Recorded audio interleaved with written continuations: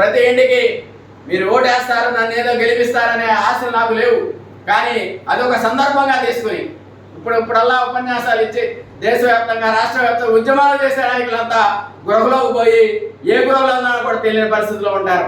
ఇళ్లలో నుంచి బయటికి రారు. ఇప్పుడు మాత్రం 4 సంవత్సరాల 11 నెలలు మాత్రం వీధుల మీద తిరుగుతూ గొంతు చించుకొని ఆడు నష్టపోవాలి, ఈడిపోవాలి, అధ్వానం రాష్ట్రం దేశ నాశనం అవుతుందని గొంతెత్తి కేకలేస్తారు.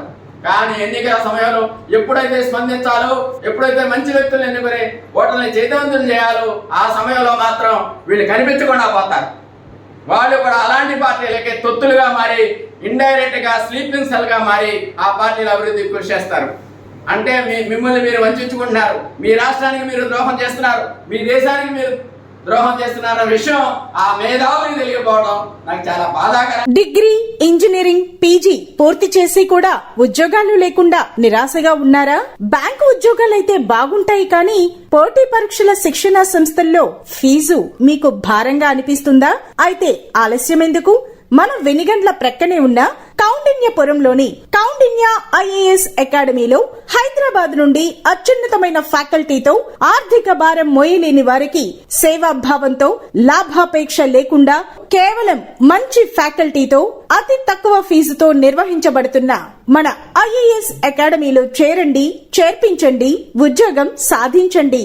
వివరాలకు doctor E V Narayana, retired principal, TGPS college, Guntur, founder and chairman cum managing trustee, Guntur, Andhra Pradesh.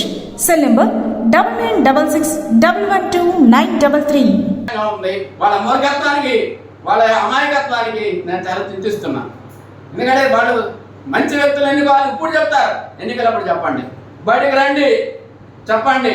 ఇప్పుడు ఉపన్యాసాలు పెట్టి ప్రభుత్వ వ్యతిరేక నినాదాలు చేయడం కాదు, మన చేతిలో ఆయుధం ఉన్నప్పుడు ప్రజల చేతిలో వంతులు చేయండి.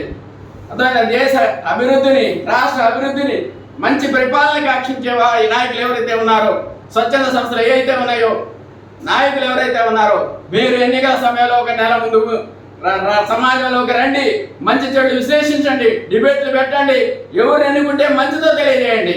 అప్పుడు ప్రజలందరికీ ఆ విషయాలు తెలుస్తాయి. అంతేగాని లోపల విధానం పెట్టుకుని బయటకు మాత్రం ఈ 4 సంవత్సరాల 11 నెలలు ఒకదప్పుడు ఉపన్యాసాలు ఇచ్చి ఎన్నికల సమయంలో గదిమరుగు అయిపోయే ఇలాంటి దేశ ద్రోహుల్ని ప్రజలు క్షమించకూడదు. ప్రజలు అలా మాటలు వినాల్సిన అవసరమే లేదు. కాబట్టి మీరందరూ కూడా ఈ రాష్ట్రం కోసం, ఈ రాష్ట్ర అభివృద్ధి కోసం, మీ పిల్లల భవిష్యత్తు కోసం తప్పనిసరిగా ఓటు హక్కు వినియోగంలో ఆలోచించాల్సిన అవసరం ఎంతైనా ఉంది.